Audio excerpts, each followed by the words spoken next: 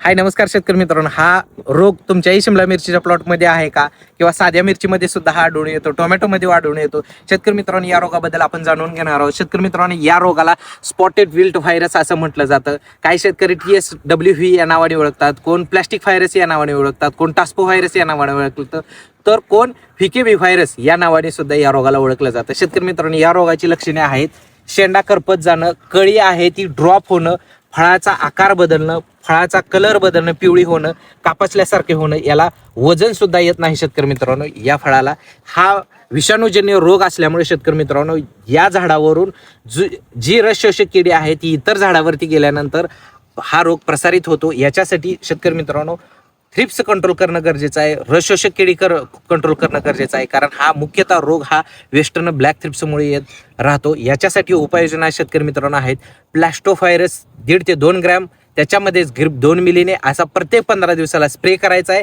व ड्रीपमधून प्लॅस्टो स्पेशल 2.5 किलो, मॅग्नेशियम सल्फेट 5 किलो व पोटॅशियम सोनाइट 2.5 किलो हे सुद्धा प्रत्येक 15 दिवसाला द्यायचं आहे व हा रोग मुळापासून तुम्ही पूर्णतः नष्ट करायचा आहे. याच्याबद्दल डिटेल माहिती पाहिजे असेल तर नक्कीच कमेंटमध्ये कळवायचं आहे. याच्यावरती डिटेल व्हिडिओ बनवतो. धन्यवाद.